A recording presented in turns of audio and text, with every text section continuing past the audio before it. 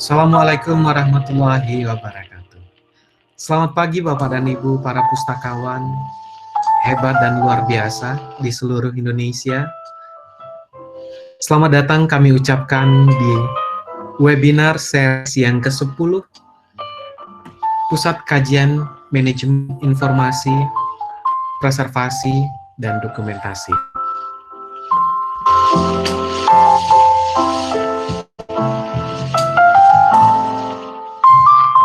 Setelah mengikuti berbagai series dalam webinar PKMIPD, minggu lalu kita sudah mengikuti kemas ulang informasi, dan pada hari ini dengan tema menjadi pustakawan rujukan.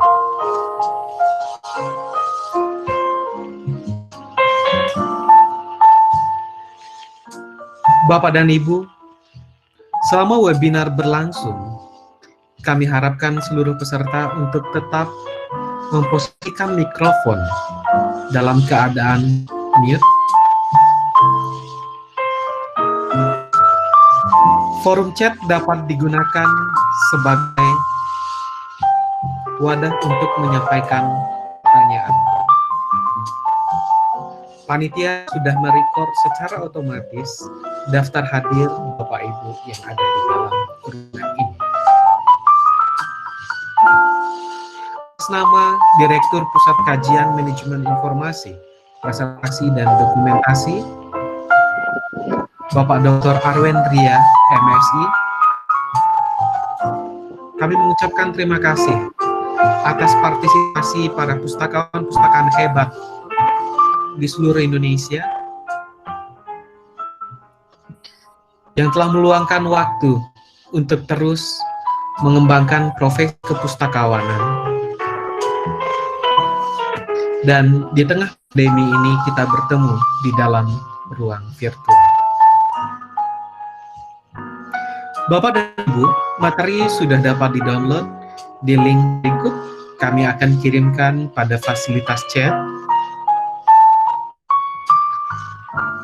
Dan video rekaman ini akan kita diseminasikan di Pusat Kajian Manajemen Informasi, Preservasi, dan Dokumentasi PKMIPD Channel 1 minggu setelah acara berlangsung. Bapak dan Ibu para peserta dan para narasumber, webinar series yang ke-10 ini akan dipandu langsung oleh salah seorang founder dari PKMIPD, Ibu Kandidat Dr. Dian Hasfera MIKOM. Sehari-hari Bu Dian sebagai dosen ilmu perpustakaan dan informasi Islam, Fakultas Adab dan Humaniora UIN Imam Bonjol, Padang, sedang menyelesaikan pendidikan Doktor Teknologi Pendidikan di Universitas Negeri Padang. Aktif dalam berbagai organisasi, Ikatan Pustakawan Indonesia, sebagai pengurus di wilayah Sumatera Barat. Bapak dan Ibu, kita sambut moderator kita, Ibu Dian Hasfera. Baik, terima kasih Pak Fadli. Assalamualaikum warahmatullahi wabarakatuh. Selamat pagi, selamat datang pada Bapak Ibu dan teman-teman yang telah bergabung pada webinar kita kali ini, seri 10, dengan tema menjadi pustakawan rujukan. Nah, adapun narasumber pagi ini telah bergabung Ibu kita, Ibu Lutfiati Makarim, SSMM. Beliau merupakan Kepala Bidang Layanan Umum dari Perpustakaan Nasional Republik Indonesia, Perpusnas. Nah, dalam kesehariannya ini Ibu Lutfiati Makarim nih banyak ini ya Bu ya, mengkip terkait dengan layanan koleksi umum, mulai dari kelompok layanan kunjungan dan informasi, kemudian juga layanan ekstensi, layanan reference anak, dan banyak lagi ya Bu ya. Kemudian juga saya ucapkan selamat datang pada Mas Arief Wicaksono M.Hum. Beliau merupakan pustakawan ahli media di Perpustakaan Nasional. Nah, untuk singkat waktu, biar nanti kita lebih panjang di sesi tanya jawab ya Bapak, Ibu juga. Kita persilakan pada Ibu Lutfiati untuk mempresentasikan materi hari ini. Silakan Ibu. Ya. Terima kasih Mbak Dian Hasfera. Iya. Alhamdulillah sambil menunggu host memutarkan PowerPoint-nya, paparan saya, kita kenalan dulu ya. Nama saya Lutfiati Makarim, sudah diperkenalkan tadi. Senang sekali, tapi saya biasa dipanggil Ilus. Jadi kalau kita bertemu nanti kita bisa saling menyapa ya.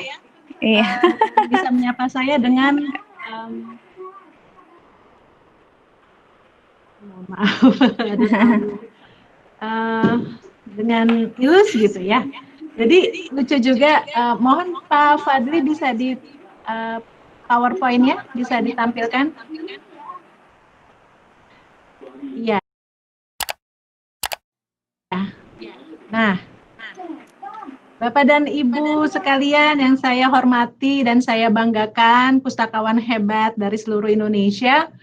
Alhamdulillah kita bisa bertemu di webinar ini, seri ke-10.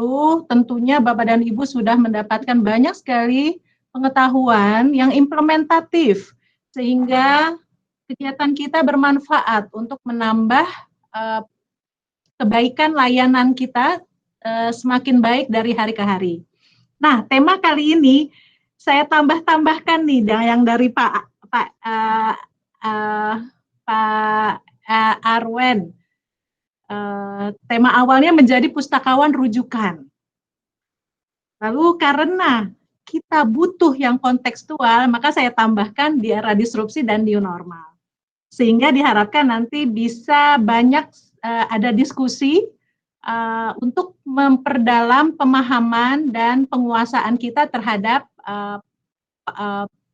paparan ini. Lanjut. Next. Hari ini saya juga didampingi oleh pustakawan hebat saya, Pak Arief.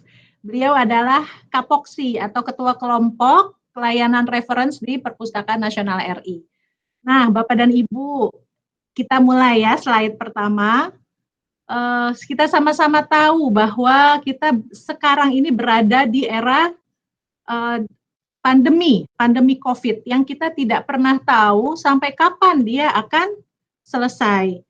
Nah, bidang perpustakaan adalah bidang yang juga banyak berinteraksi dengan masyarakat, sehingga perlu mempersiapkan diri dalam menghadapi tatanan baru ini. Selain itu, sejak beberapa tahun yang lalu, sekitar 5 tahun atau lebih ya, kita sudah juga didera oleh adanya disrupsi karena perkembangan teknologi informasi yang luar biasa cepat ya.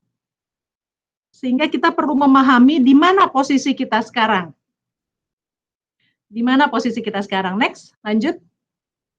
Nah, Bapak dan Ibu mungkin nanti kalau sempat waktunya bisa di-share juga video layanan Perpustakaan Nasional di era tatanan normal baru yang sudah menerapkan protokol COVID dalam pemberian layanannya.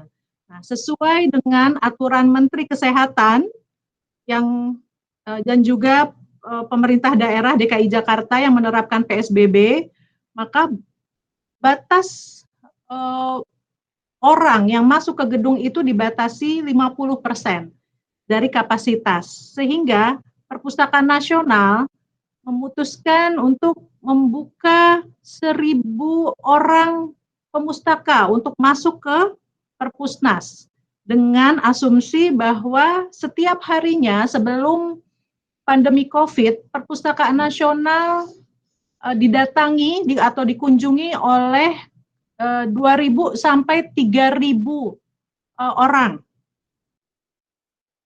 Sehingga di masa normal, di masa tata normal baru ini dibuka setengahnya, 50%-nya itu 1.000 orang. Namun ternyata yang menarik adalah itu adalah nomor 2 terbanyak di dunia dibandingkan dengan perpustakaan nasional negara-negara lain. Kita lihat dalam diagram ini yang bisa diakses di pusjasa.perpustas.go.id, ada 1.200 orang untuk perpustakaan nasional Cina ya, dan Perpustas menduduki peringkat kedua untuk banyaknya kuantitas pengunjung harian yang datang ke perpustakaan nasional. Lanjut.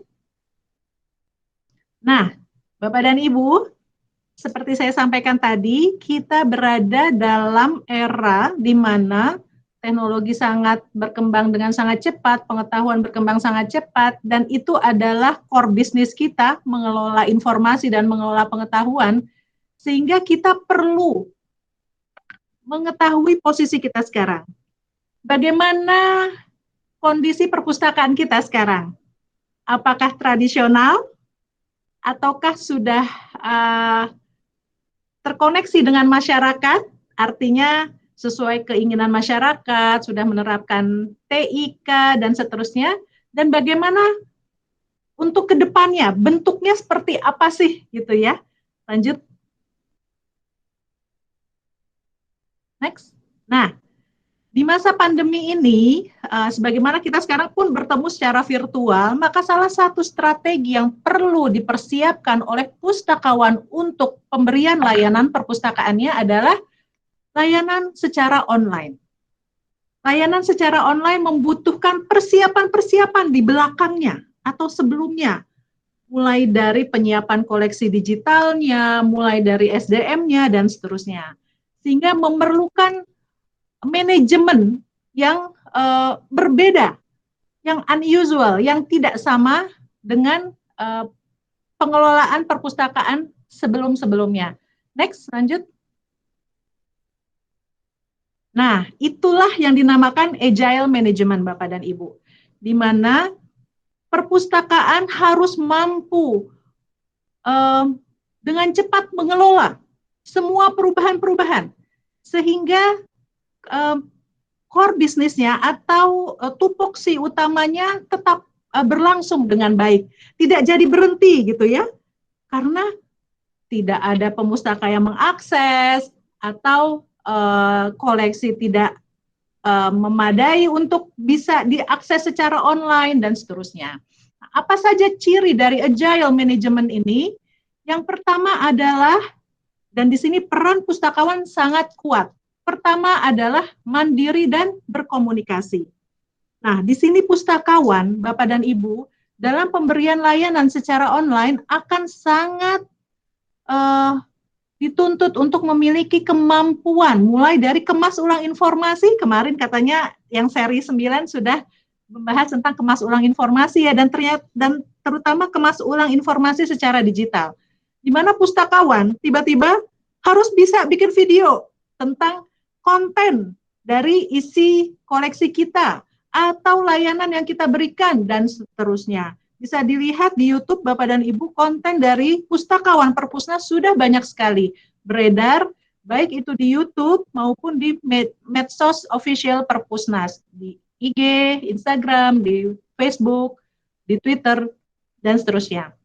Nah, itu adalah ciri yang pertama. Jadi tanpa membutuhkan, tanpa menunggu ya, butuh gitu ya, tanpa menunggu harus ikut diklat dulu gitu. Tanya dulu ke Perpusnas, ada nggak diklat kemas ulang informasi secara digital? Nanti baru mulai lagi tahun 2021, karena anggaran sekarang refocusing semuanya kan ya, untuk kementerian dan instansi pemerintah. Tapi kita tiba-tiba sudah harus mampu membuat, mendigitalisasi, atau mengemas ulang informasi yang ada di perpustakaan kita kepada masyarakat. Betul tidak ya Bapak dan Ibu, demikian ya. Nah, itulah poin mandirinya, jadi dapat banget dalam agile management. Lalu yang kedua adalah berkomunikasi. Saat ini sudah tidak ada lagi sekat atasan bawahan, senior junior, lalu pustakawan pemustaka, semua saling berkolaborasi untuk mendapatkan hasil yang terbaik yang bisa diberikan dan didapatkan untuk masyarakat. Nah, itu adalah poin yang pertama, mandiri dan berkomunikasi. Lalu poin yang kedua adalah keterlibatan teknologi informasi itu sudah hampir dipastikan wajib ada, ya, karena menjadi tools yang sangat powerful untuk menyampaikan delivery layanan kita kepada masyarakat di era seperti sekarang ini. Kita lihat Bapak dan Ibu, anak-anak sekolah pun, anak-anak mahasiswa pun tiba-tiba semuanya harus sudah mampu melakukan pembelajaran jarak jauh. Meskipun engagement-nya kita belum tahu nih, bagaimana engagement mereka. Jangan-jangan ketika gurunya memberikan kuliah, video di turn off, lalu dianya entah kemana gitu ya. Nah, tapi semua adalah tantangan yang harus kita hadapi. Pelibatan teknologi informasi. Lalu yang ketiga adalah, dan ini sangat penting, kemampuan untuk kolaborasi, bekerja sama, dan untuk mencapai hasil yang diharapkan. Lalu yang keempat adalah respon yang cepat terhadap perubahan yang terjadi. Dan ini juga sangat penting karena ketika kita tidak responsif, maka semua akan lewat. Tahu-tahu kita sudah terbengong-bengong. Apa yang harus saya lakukan? Apa yang harus saya lakukan? Sementara orang lain sudah berlalu jauh. Demikian ya Bapak dan Ibu, baik.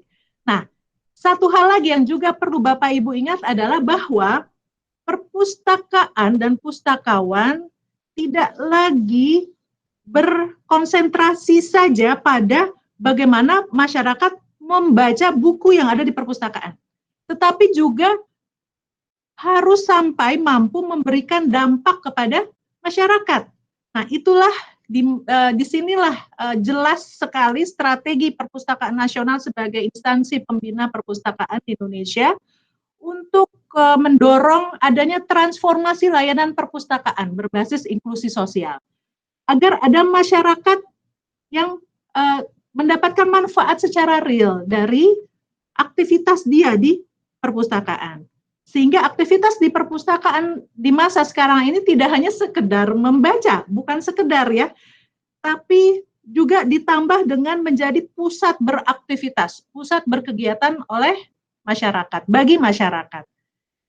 Nah, kalau bagi perpustakaan perguruan tinggi mungkin akan ada metode-metode lain. Yang jelas adalah bahwa literasi yang kita sampaikan, yang kita ajarkan kepada masyarakat itu mampu menambah kesejahteraan mereka. Maka ada hashtag literasi untuk kesejahteraan. Lanjut. Nah, agenda diskusi kita nih Bapak dan Ibu hanya 3. Yang pertama, ini mohon maaf jika ada beberapa slide dalam bahasa Inggris, karena kemarin saya rasanya lebih nyaman menuangkannya dalam bahasa Inggris, tapi nanti saya akan sampaikan dalam bahasa Indonesia. Nah, yang pertama agenda pembahasan kita adalah pustakawan rujukan dari konseptual sampai ke best practice. Dari konsep diimplementasikan sampai ke praktik baiknya. Nah, kita akan sama-sama memahami mengenai definisi dari layanan reference dan definisi dari pustakawan reference. Lalu agenda yang kedua adalah pemberian layanan reference. Nah, di sini kita juga saya meminta Bapak dan Ibu untuk juga menghubungkannya dengan tempat pekerjaan Bapak Ibu sekarang, ya. Kita akan bahas secara tradisional dan di masa depan. Lalu yang ketiga, kompetensi yang diperlukan oleh pustakawan rujukan untuk mampu mendelivery, untuk mampu memberikan layanan reference secara baik, ya. Baik itu kompetensi yang di Indonesia maupun yang standar Amerika maupun juga dari IFLA. Next. Nah, kita masuk ke yang agenda pertama ya Bapak dan Ibu. Nanti jika ada pertanyaan boleh dicatat dulu langsung di chat supaya Bapak Ibu juga nggak lupa. Kita selesaikan dulu paparan sedikit saja ya, waktunya insya Allah on time. Nah, reference librarian dari konsep kepada praktik baik, definisinya. Next.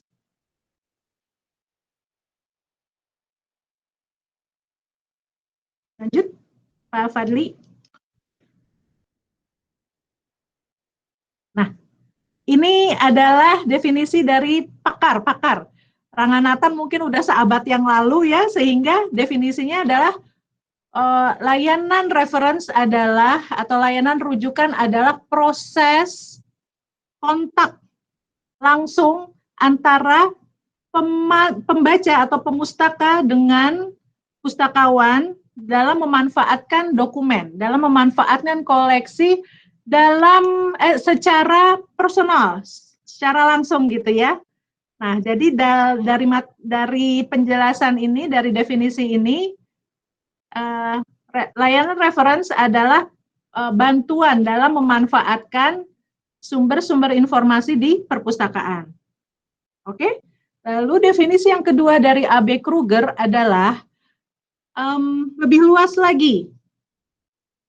Di mana, wah hilang nih Pak Fadli. Nah, di mana layanan reference adalah suatu layanan yang terorganisir, merupakan bagian dari layanan perpustakaan untuk memberikan layanan kepada pemustaka mereka. Nah, sedangkan definisi layanan reference dari American Library Association adalah layanan reference adalah suatu proses di mana pemustaka menerima informasi secara personal, secara langsung maupun tidak langsung sekarang ini dari pustakawan reference, dari pustakawan rujukan. Ya, jadi layanan reference itu ini adalah layanan reference secara tradisional, di mana ada pertanyaan reference, kemudian ada upaya untuk mencari, menelusur, dan juga pertanyaan referensinya bervariasi dari mulai simpel, dari mulai sederhana, pertanyaan sederhana sampai ke pertanyaan yang kompleks, sehingga membutuhkan konsultasi, interview, lalu analisis, dan pencarian kepada banyak sumber informasi. Lanjut. Nah, di sini kita bisa lihat tadi ya, pemberian layanan reference secara tradisional umumnya terbagi menjadi 3. Layanan reference yang minimum, layanan reference yang menengah, layanan reference yang maksimum. Artinya minimum, menengah, maksimum itu adalah jenis-jenis layanan reference yang diberikan. Dari mulai hanya tersedia meja reference atau bahkan mungkin tidak tersedia meja tanya pustakawan, lalu menjawab pertanyaan, atau yang maksimum sampai kepada pembuatan sarana penelusuran, indeks, abstrak, dan seterusnya. Baik, ya. Nah, artinya di sini inti dari layanan reference adalah seluruh koleksi yang ada di perpustakaan sebagai sumber informasi diketahui oleh pustakawan rujukan, dan pustakawan rujukan mampu untuk memberikan mana dari bagian informasi tersebut yang sesuai dengan kebutuhan informasi pemustaka kita. Ya, jadi penekanannya ada di pemberian informasi secara tepat, secara spesifik, secara relevan kepada pemustaka kita. Nah, disitulah perbedaan antara layanan rujukan dengan layanan lainnya. Lanjut. Nah, di sini kita juga sama-sama melihat ya apa sebenarnya manfaat dari layanan reference, karena di banyak literatur layanan reference adalah inti dari layanan perpustakaan. Ya. Dengan adanya bantuan dari pustakawan reference, pemustaka sangat dapat menghemat waktu dalam menelusuri informasi, sehingga dia mampu secara efektif mampu mengerjakan hal-hal lainnya yang dia butuhkan di perpustakaan. Lalu yang kedua, pemustaka mendapatkan informasi yang relevan dengan yang dia mau, dengan yang dia butuhkan. Lalu yang ketiga, untuk para peneliti, pustakawan rujukan menjadi partner ini. partner sejajar, Bapak dan Ibu. Terutama dalam membantu mereka mendapatkan informasi yang spesifik tadi, sesuai dengan subjek penelitiannya. Lalu untuk menjawab pertanyaan pemustaka, memberikan bantuan atau guidance secara personal ya kepada pemustaka kita. Dan tapi nanti ada batasannya, jangan sampai juga karena banyak sekali ya di perpustakaan itu, terutama perpustakaan umum, ketika pustakawannya sangat helpful, dimintakan untuk lebih dari layanan reference membuatkan bab 1 misalnya, bab 1 skripsi. Nah, itu udah ada batasannya layanan reference, di mana yang menjadi intinya adalah pustakawan mampu memberikan guidance tadi, membimbing pemustaka untuk nanti secara mandiri mampu menelusur informasi. Oke. Nah, lalu kemudian juga dengan layanan reference, kita mampu berkomunikasi dan berinteraksi kepada pemustaka sehingga mendorong mereka untuk memanfaatkan koleksi perpustakaan secara optimal. Sarana prasarana, layanannya semua dapat dimanfaatkan secara optimal. Dan bisa terjadi komunikasi, kooperasi, atau kerjasama antara pemustaka dengan pustakawan. Yang nanti mungkin akan ada ide-ide untuk melakukan kegiatan bersama dan seterusnya. Baik, lanjut. Nah, jadi tadi kita sudah sama-sama membahas dan mudah-mudahan teman-teman bisa memahami definisi atau pengertian dari layanan rujukan. Nah, sekarang tentang pustakawan rujukannya nih, yaitu kita semua. Nah, siapa sih pustakawan rujukan? Pustakawan rujukan adalah orang yang memberikan layanan rujukan. Nah, lanjut. Next. Nah, untuk mampu memberikan layanan rujukan seperti tadi, apalagi di era sekarang ini, dan ini kompetensi yang ada dalam SKKNI yang akan segera terbit yang terbaru. Kalau yang sebelumnya nomor 83 tahun 2012, kemampuan atau kompetensi pustakawan rujukan, ya yang pertama yang paling penting adalah memiliki kemampuan literasi informasi. Dari mulai mendefinisikan kebutuhan informasi pemustaka, mampu melakukan wawancara rujukan, ya, lalu mampu mengevaluasi informasi apakah ini sesuai dengan kebutuhan informasi pemustaka, mampu melakukan analisis sintesis informasi sampai mampu melakukan diseminasi informasi atau pengetahuan baru yang dihasilkan. Nah, ada aspek perilaku karena kompetensi itu adalah kemampuan seseorang, pengetahuannya, keterampilannya, dan juga sikap kerjanya. Nah, perilaku ini masuk kepada sikap kerja profesional yang perlu ada dalam diri kita. Yang pertama adalah welcome, open orangnya ya, mudah didekati. Nah, disitulah penampilan pustakawan menjadi sangat penting. Mengapa pustakawan perlu memperhatikan penampilannya, terutama penampilan wajah ya, di mana wajahnya mudah senyum dan seterusnya. Karena itu ada aspek untuk mudah didekati yang menjadi sikap kerja yang dituntut untuk pustakawan rujukan. Lalu yang kedua, mampu mendengarkan. Di dalamnya ada sabar, ada perhatian, dan ada kecerdasan pikiran. Karena dia mampu menangkap apa yang dimaksud oleh pemustaka sampai mengetahui apa yang implisit dari pertanyaan pemustaka tersebut. Ya. Lalu, nah ini yang penting juga nih Bapak dan Ibu, mengajak bersama-sama dalam menelusur informasi. Jadi tidak, tunggu ya Pak, saya telusuri dulu. Nah, kalau dia bisa diajak bersama menelusur, maka kita telusur bersama-sama. Tapi jika pemustaka, ini conditionally ya sifatnya, jika pemustaka meminta untuk bantuan untuk menelusurkan, maka kita akan lakukan.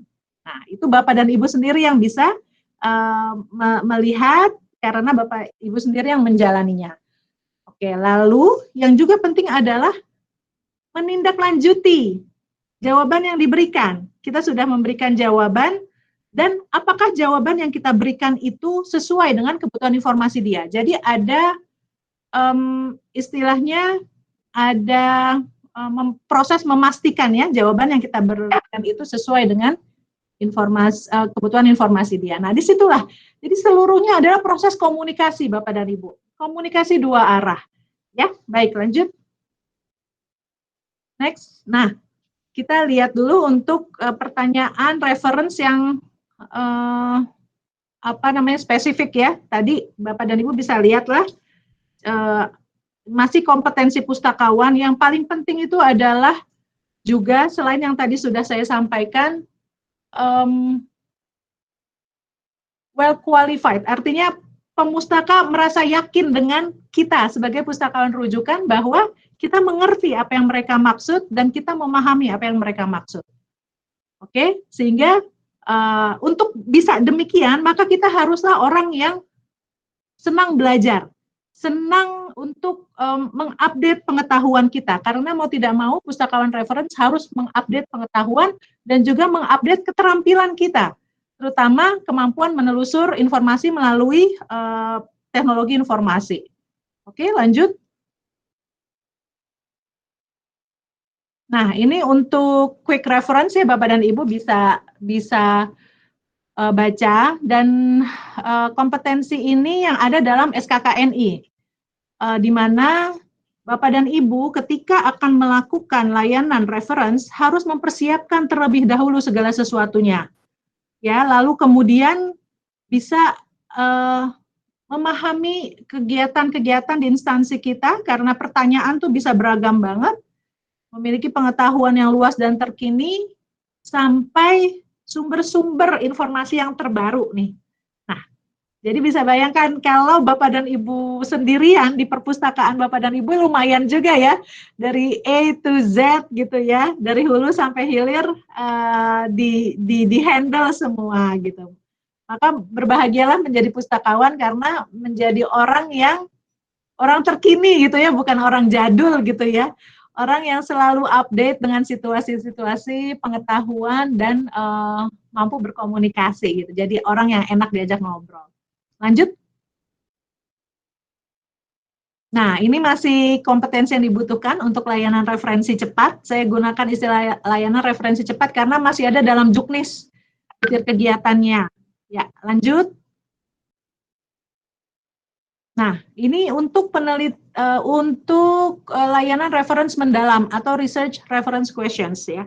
Yang pertama tadi, jika Bapak Ibu akan mengikuti sertifikasi kompetensi pustakawan, maka pastikan sudah menguasai semuanya yang tadi, yang simple reference tadi ya. Nah, sekarang untuk yang layanan referensi mendalam, ini bersifat sangat kompleks, jadi umumnya membutuhkan subjek spesialis gitu.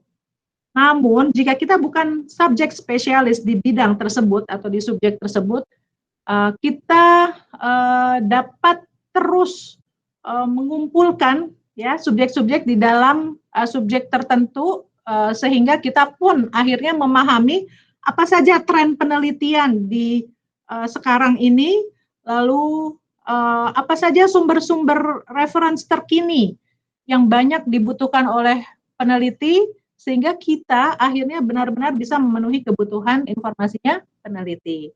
Nah, ini membutuhkan proses tentu saja, dan membutuhkan upaya, terutama ketika perpustakaan kita tidak memiliki sumber informasi tersebut.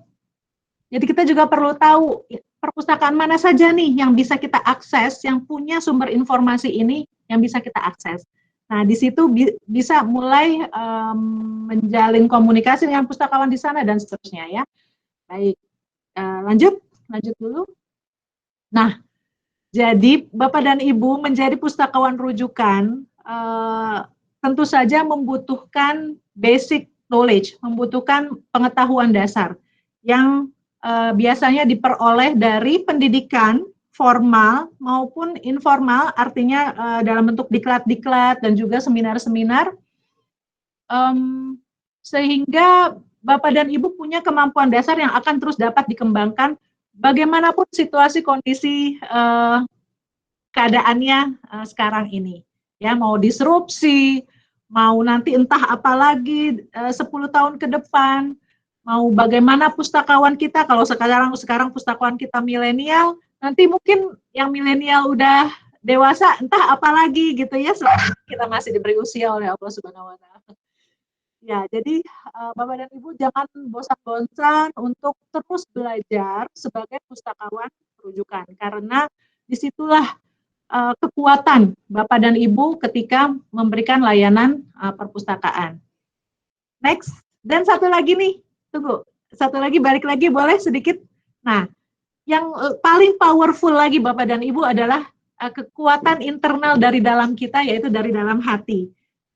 Dan itu pasti akan sampai kepada pemustaka kita. Ketika kita memberikan layanan dari hati secara utuh, maka bisa dipastikan pemustaka kita akan kembali lagi dan akan sangat apresiasi dengan apa yang sudah kita berikan kepada mereka. Nah, ini kejadian ini pernah terjadi di Amerika, di perpustakaan umum. Waktu itu ada pernah saya baca, itu masyarakatnya sangat senang ya dengan bantuan pustakawan rujukannya, sangat bangga dengan telah dilayani oleh pustakawan tersebut, karena pustakawan tersebut memiliki keahlian yang luar biasa. Sampai-sampai dia menulis di koran, lalu menyampaikan bahwa keterampilan seperti ini harus dapat diberikan, manfaatnya harus dapat dirasakan oleh orang-orang yang lebih banyak, oleh masyarakat luas. Oke, baik. Next slide. Silakan Pak Arief yang menyampaikan. Ya, terima kasih dari saya. Sekian dulu. Assalamualaikum warahmatullahi wabarakatuh.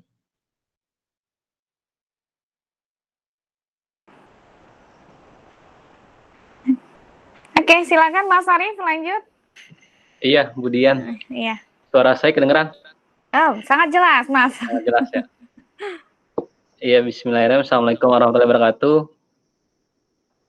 Buat Bapak Ibu yang bergabung di webinar seminar online ini, saya Arief, stafnya Ibu Ilus.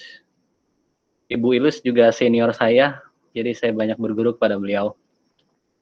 Saya melanjutkan paparan dari Ibu Ilus, lebih ke teknis sepertinya saya.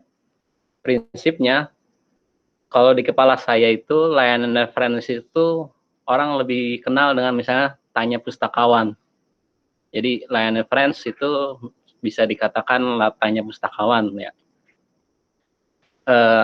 Di mana masyarakat yang menggunakan perpustakaan kita, pemustaka itu bisa bertanya kepada perpustakaan, kepada pustakawan. Kan prinsipnya perpustakaan ada itu sebenarnya buat memberikan informasi ya.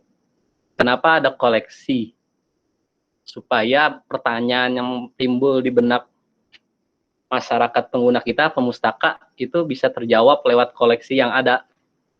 Permasalahannya tidak semua bahkan perpustakaan nasional sekalipun bisa punya semua koleksi yang bisa menjawab. Makanya ada namanya tanya pustakawan. Secara teknis, untuk bisa menyelenggarakan tanya pustakawan, kita bisa menyelenggarakan lewat tatap muka. Satu, artinya di ruangan perpustakaan kita sediakan satu meja, lalu dikasih nama itu tanya pustakawan. Dan lalu kita promosikan, ayo siapa yang mau tanya, apa yang bisa kita bantu untuk pemenuhan kebutuhan informasinya. Yang kedua, itu mejanya itu lewat virtual. Sekarang kan banyak media komunikasi yang bisa membantu kita berinteraksi tanpa harus ketemu muka. Misalnya seperti ini kan, menggunakan Google Meet. Kita bisa berinteraksi tapi tidak di satu tempat. Nah, layanan referensi atau tanya pustakawan lewat virtual ini juga bisa kita selenggarakan di perpustakaan. Caranya sederhana dan sangat-sangat bisa disesuaikan dengan kondisi masyarakat pengguna kita, pemustaka kita. Kalau misalnya email bisa digunakan, itu kan sederhana dan murah. Ya. Sekarang ada banyak email yang bisa kita pakai. Google misalnya, Yahoo, dan sebagainya. Atau bahkan yang paling sederhana saja. Perpustakaan Nasional misalnya pernah menyelenggarakan SMS Center. Jadi orang bisa bertanya ke Perpustakaan Nasional lewat SMS. SMS jangan diketawain juga. Gitu. Ini sebuah teknologi yang sebenarnya maju juga buat para pengguna yang tidak ada internetnya. Kalau kita ke Papua, itu mungkin internet susah, tapi SMS bisa. Karena dia berdasarkan jaringan bukan internet ya, lebih ke jaringan jaringan telekomunikasi lah gitu ya. Jadi artinya semua media yang mungkin bisa digunakan itu bisa kita lakukan lewat virtual. Next. Nah, untuk tatap muka bisa kelihatan ya yang gambar sebelah kanan, yang meja reference. Kita cukup punya satu meja ini. Jadi nanti di perpustakaan, saya lihat ada yang dari perpustakaan sekolah, misalnya seperti itu, taruh satu meja, Bapak Ibu duduk di situ, kasih nama, tanya pustakawan, pakai mika, pakai apapun yang bisa menunjukkan kalau itu layanan reference. Lalu, sekarang bukan lagi zamannya pasif, walaupun bercandanya, mau duduk di meja atau mau bergerak, itu gaji kita tetap sama. Yang berbeda adalah manfaat yang kita berikan kepada pengguna kita. Makanya ada istilah namanya roving reference, perpustakaan keliling. Kalau di Perpustakaan Nasional, Pak Kepala Perpustakaan Nasional, Muhammad Sari Bando menyatakan, nggak boleh itu pustakawan duduk di back office, di belakang meja, tapi harus aktif, harus keliling. Jadi misalnya di ujung sana ada katalog online. Terlihat pengguna kelihatan kebingungan. Apakah didiemin aja kita tetap nonton YouTube dalam meja kita? Ya, tadi sama sebenarnya. Materi yang kita, kalau bicara materi yang kita dapatkan, gaji yang kita dapatkan sama. Mau bersusah lebih payah lagi untuk mendatangi sang pemustaka, sang pengguna, dengan tetap duduk diam ya sama saja. Yang akan berbeda nanti hasilnya. Persepsi yang ada di para pengguna. Oh, ternyata pustakawan itu seperti ini ya. Hanya duduk saja atau hanya berdiam diri atau aktif. Nah, di Perpustakaan Nasional didorong seperti itu. Jadi ini di gambar sebelah kiri kelihatan sang pustakawan itu mendatangi pemustaka yang kelihatan kebingungan. Jadi ditanyakan apa yang bisa dibantu, dan akhirnya yang terjadi percakapan yang ternyata mereka banyak butuh bantuan. Terkadang kan psikologi orang Indonesia itu malu bertanya ya. Padahal sebenarnya banyak banget pertanyaan, cuma malu bertanya.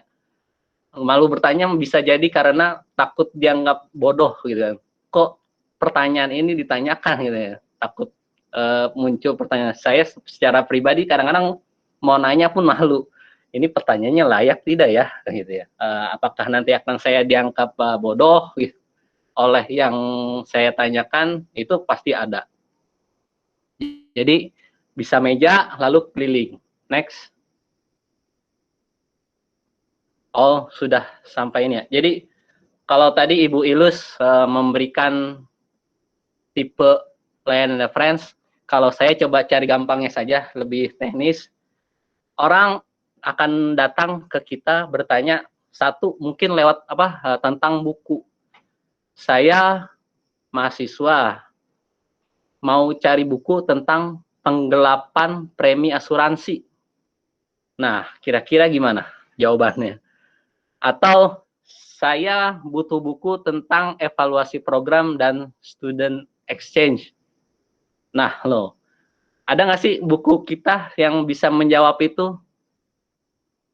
Ini di perpustakaan nasional sekalipun, kalau diketik kata ini di katalog online, penggelapan premi asuransi, nggak akan ketemu. Nah, tadi makanya Bu Ilus menyatakan harusnya seluruh koleksi yang ada di perpustakaan bisa menjadi sumber untuk menjawab.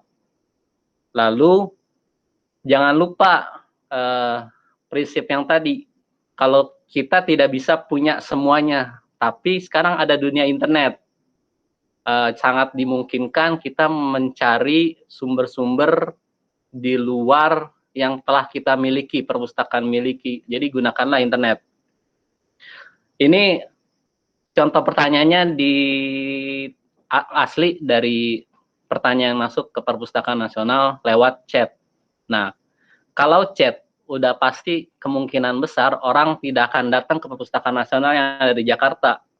Karena mereka kalau berdasarkan statistik ada yang datang dari Papua nanya, dari Maluku nanya, dari Sumatera nanya. Kalau kita jawab dengan buku yang ada di perpustakaan kita, kasus ini misalnya perpustakaan nasional, mungkin tidak akan menjawab karena mereka butuh sumber informasi itu secara cepat. Makanya kalau di layanan chat perpustakaan nasional lebih condong diarahkan ke sumber-sumber yang juga sifatnya terbuka, ada di internet. Lalu apa bedanya dengan mesin pencari?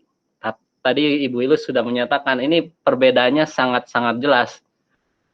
Ya mungkin ada orang yang bisa nyari di internet, di mesin pencari semisal Google, tapi apakah kemampuan itu cepat didapat? Apakah ketika berinteraksi dengan pustakawan itu menjadi lebih dimanusiakan? Karena kita bisa ngobrol. Oh ternyata nih misalnya dari kasus yang penggelapan premi asuransi yang ternyata dibutuhkan rata-rata gaya mahasiswa sekarang itu contoh skripsi tentang penggelapan premi asuransi. Jadi belum sampai nyari buku-bukunya. Nah, sekarang banyak perguruan tinggi, mungkin di perguruan Bu Dian juga telah membuka hasil karya akhir mahasiswanya itu melalui repository itu kadang-kadang dibuka banyak. Nah, di sini dibutuhkan tadi yang disebut oleh Bu Ilus kompetensi literasi informasi, kemampuan untuk menelusur informasi. Nggak hanya sekedar di perpustakaan yang kita miliki saja, tapi di luar sana sangat banyak informasi. Ternyata ditemukan banyak skripsi, ada yang penuh, ada yang tanpa bab pembahasan, tergantung nanti perguruan tinggi membukanya seperti apa. Ternyata ditemukan buku-buku skripsi tentang penggelapan premi asuransi. Lalu next.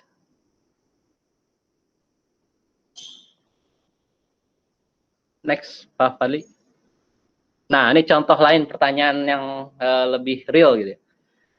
Pernah nggak ada yang nanya pandangan 3 tokoh yang sangat terkenal ini, Karl Marx, Durkheim, sama Max Weber tentang teori sosial?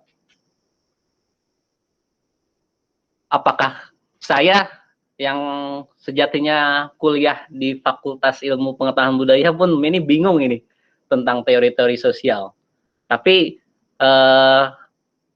kalau kita sempat baca buku yang ada di perpustakaan kita misalnya gitu, mungkin nanti nemu tuh ternyata ada satu buku yang yang memuat pendapatnya si Karl Marx, Durkheim, dan Weber ini tentang teori sosial. Itu tidak bisa sekedar kita dapat lewat pencarian di katalog online. Misalnya pakai kata teori sosial, ya mungkin ada, tapi bisa jadi kayak tadi misalnya penggelapan asuransi ya, itu udah judul spesifik, tidak lagi judul-judul umum. Nah, itu harus kita lebih tahu isi-isi buku yang ada di perpustakaan kita, isi-isi buku yang tidak menjadi koleksi perpustakaan kita sekalipun.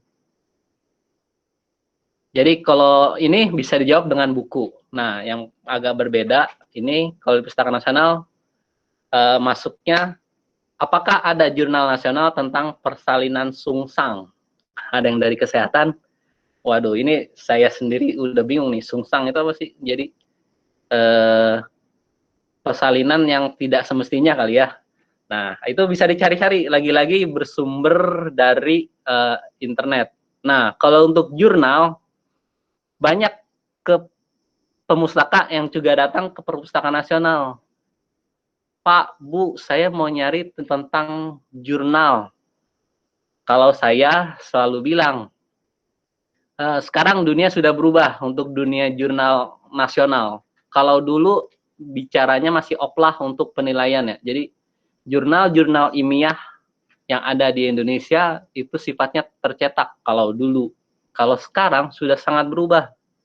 Jurnal nasional Kemenristek-Dikti sudah mendorong untuk bersifatnya elektronik dengan menggunakan OJS, Open Journal System.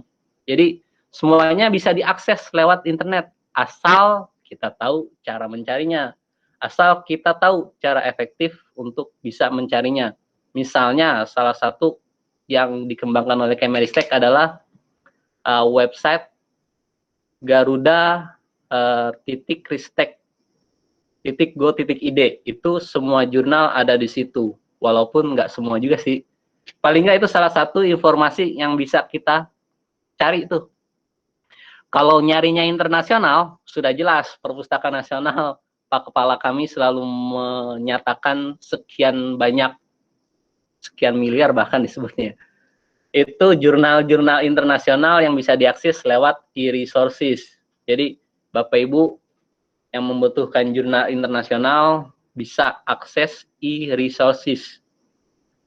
Ada di website kita Perpustakaan Nasional, perpusnas.go.id. Nanti ada linknya menuju jurnal berbayar yang sudah dibayarkan oleh negara lewat Perpustakaan Nasional. Itu bisa diakses oleh seluruh masyarakat Indonesia. Kayak gitu.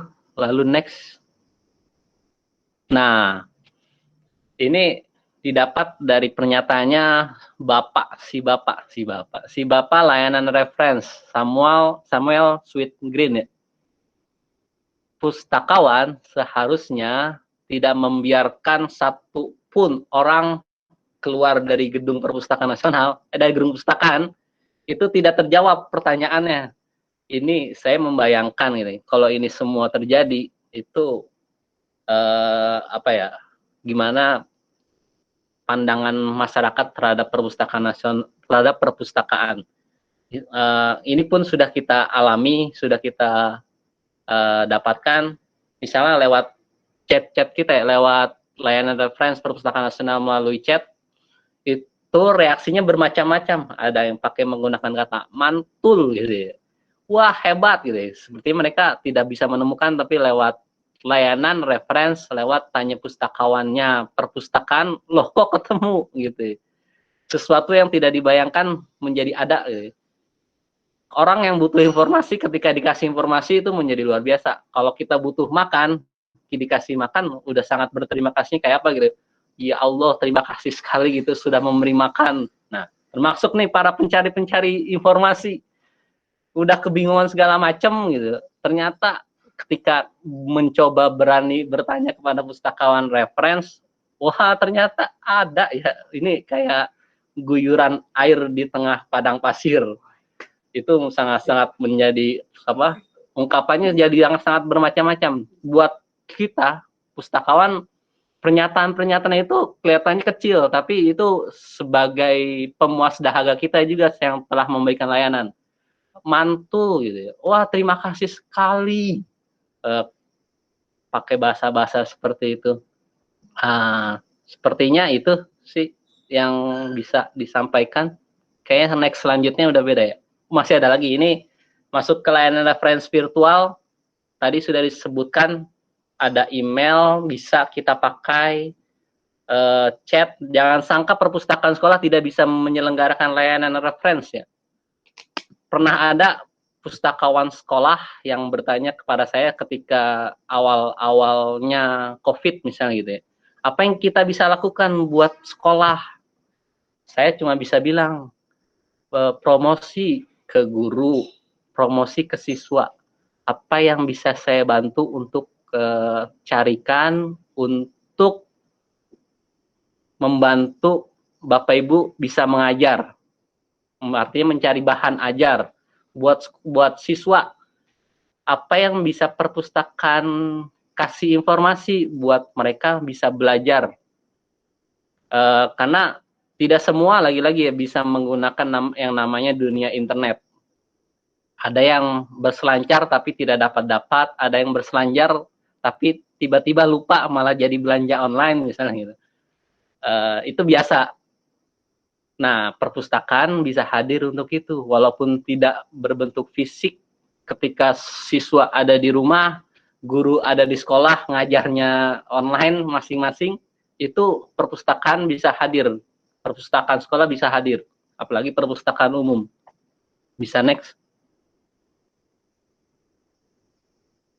Nah, dari saya, untuk teknisnya seperti itu, Ibu Dian, saya kembalikan. Baik, terima kasih uraiannya Mas Arief. Ini sebelum kita masuk sesi tanya jawab ya, Bu Ilus, aduh, iya Bu Ilus tadi ya Bu ya panggilannya. Sebelum kita masuk sesi tanya jawab nih, saya ada ini nih Mas Arief juga nih. Tadi kan disampaikan terkait dengan layanan referensi. Kan terkadang suka ketemu sama kita di lapangan tuh ada pemustaka yang pengen nanya tapi takut, tadi juga disampaikan sama Mas Arief kan ya. Itu kira-kira Mas sering ketemu nggak yang begituan? Maksudnya nggak jadi aja mereka nanya gitu loh, karena takut dianggap gimana gitu. Terus juga terkait dengan layanan yang sekarang ini karena banyak virtual juga, untuk Mas Arief sama Bu Ilus lebih afdol mana nih? Yang metodenya lebih seneng yang mana? Apakah yang versi tatap muka atau yang secara virtual? Gimana pun kan kalau kita mikirnya secara psikologis itu kan lebih enakan yang face to face ya, Mas ya, Bu Ilus ya. Nah, itu gimana Bu? Mas Arief, sebelum kita masuk sesi tanya jawab dari teman-teman kita. Silakan Arief dijawab dulu. Saya ya. Tergantung ini ya, kemudian menurut saya. Banyak bacaan justru menyatakan dengan ada dunia virtual itu justru orang lebih banyak bertanya karena nggak kelihatan mukanya, jadi nggak perlu menunjukkan muka kepada seseorang. Kalau emang terlihat bodoh gitu ya tidak kelihatan bodoh mukanya. Kasarnya seperti itu. Jadi sebenarnya pakai virtual itu lebih mengundang orang untuk bisa bertanya, karena tadi menurut banyak bacaan yang bercerita seperti itu. Secara psikologi, media virtual itu memungkinkan orang untuk lebih banyak bertanya daripada tatap muka. Okay. Walaupun ada orang yang lebih suka tatap muka, ya bisa jadi juga sih. Iya. Tergantung nyamannya di mana ya Mas ya. Iya. Oke. Sebelum ini Ibu Ilus, kita putar dulu ya teman-teman semua untuk videonya dari silakan Pak Fadli.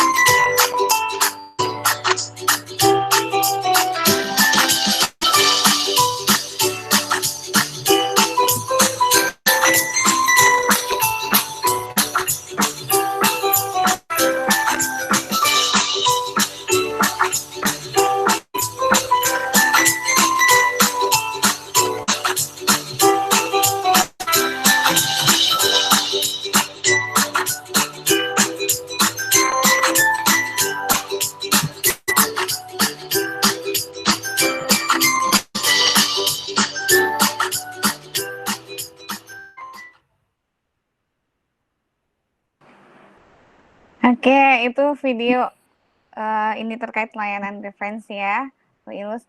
Baik, udah disampaikan juga ini dari Uni Wiwi Sartika untuk pertanyaannya, Mas Arief sama Bu Ilus. Apa saja yang harus kita lakukan sebagai pustakawan rujukan pada masa new normal? Sementara kita harus jaga jarak nih dari pemustaka kita. Kemudian juga untuk koleksi juga belum dialimediakan. Silakan Bu Ilus atau Mas Arief. Ya, nanti Arief bisa menambahkan ya. Ini Uni Wiwi ya. Uni Wiwi akan sangat sibuk ini kelihatannya ya.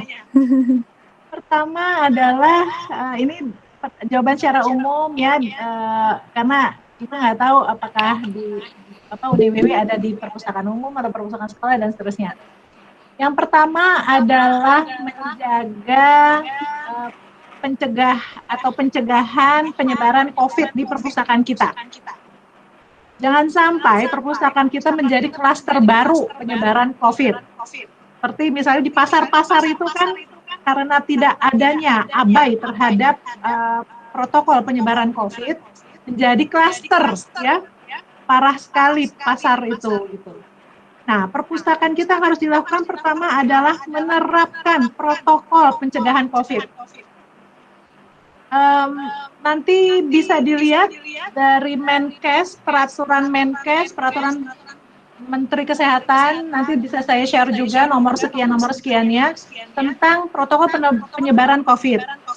Nah, jika nanti juga masih ada waktu, bisa bantu diputarkan video layanan Perpusnas di masa pandemi ya, dengan menerapkan protokol COVID. Jadi itu Uni Wiwi yang pertama adalah menerapkan protokol COVID dengan segala aturannya. Dan itu dibakukan, dibuat menjadi peraturan perpustakaan. Atau kalau dia instansi dibuatkan SE-nya, surat edaran dari eselon 1 atau kepalanya. Ya. Lalu yang kedua adalah strategi layanannya harus sudah menerapkan TIK tadi. Ya, jadi pemberian layanan secara online, secara virtual gitu. Itu lebih diutamakan. Sehingga jika belum mengalih mediakan koleksi ke bentuk digital, maka pekerjaannya akan jadi banyak. Tapi minimal diketahui dulu apa yang bisa dilakukan di saat ini untuk layanan online-nya. Mungkin seperti contoh tadi, layanan referensi virtual dari Perpusnas itu mudah, kata Arief ya. Tadi Arief nanti bisa share mungkin proses lahirnya Tanya Pustakawan, layanan referensi virtual Perpusnas tadi. Dan video tadi adalah contoh dari pekerjaan mandiri pustakawan. Itu adalah karya dari pustakawan Perpusnas. Membuat video tanpa karyawan di training dulu dalam membuat video dan seterusnya, tapi mereka bisa sendiri. Sekarang ini udah banyak sekali platform untuk membuat video secara gratis. Ada TikTok. Kalau orang kontennya untuk joget-joget, nari-nari, kalau kita kontennya adalah konten layanan perpustakaan kita dan juga isi dari koleksi kita. Ada apalagi Canva, ada KineMaster dan seterusnya. Anak-anak milenial paham banget lah itu, tahu. Jadi kalau ada anak-anak milenial di sekitar kita, kolaborasilah dengan mereka. Kita sampaikan idenya, lalu mereka yang membuat. Jika memang kitanya yang belum bisa. Demikian kurang lebih cukup menjawab ya Uni. Terima kasih. Assalamualaikum. Iya, terima kasih Bu Ilus. Mas Arief ada yang mau ditambahkan, Mas? Boleh, Bu Dian? Iya, silakan Mas. Iya, kalau saya lebih ke spesifik ke pustakawan rujukan ya, dengan konsep yang tadi sudah disebut oleh Bu Ilus. Prinsipnya tergantung nanti perpustakaan apa ya. Apa yang dapat dilakukan pustakawan rujukan di era new normal ya. Justru ini menjadi momen ketika semuanya berjarak menjadi momen untuk memulai layanan reference virtual menurut saya. Kalau tadinya belum ada, berarti saatnya untuk memulai. Kalau tadinya sudah ada, artinya saatnya untuk lebih mengembangkan perpustakaan, pustakawan rujukan, layanan tanya pustakawan. Karena prinsipnya sangat sederhana kok cara untuk memulai layanan tanya pustakawan atau layanan referensi ini. Prinsipnya kita buka informasi kepada pengguna kita, ayo nanya ke kami, disesuaikan. Kalau sekolah ke guru, ayo tanya kami guru. Siswa, ayo tanya kepada kita. Perpustakaan, pustakawan, apa yang bisa dibantu untuk pelajarannya. Seperti itu sih.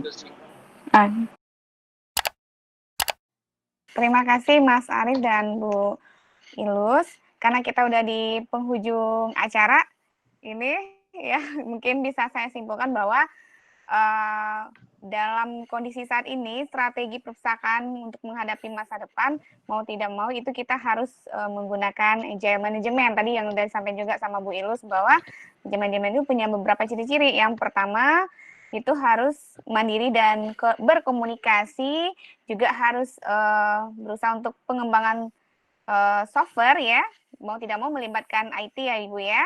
Kemudian perpustakaan juga harus berkolaborasi dan jangan lupa untuk fast respon terhadap kondisi dan perubahan. Nah, walau bagaimanapun dalam melayani layanan referensi apapun itu bentuknya, baik virtual ataupun tatap muka, tetap sebagai pustakawan rujukan kita harus melayani dari hati. Nah, itu kesimpulan kita hari ini. Mungkin saya closing aja, Bu Ilus ya, Mas Arief, terima kasih banyak untuk sudah share informasi kepada kita semua. Mohon maaf, salah dan kilaf. Saya akhiri, Assalamualaikum warahmatullahi wabarakatuh, dan saya kembalikan kepada moderator. Maaf, Pak Fadli, moderator saya sendiri. Ya, silakan Pak Fadli. Terima kasih Ibu Kandidat Dr.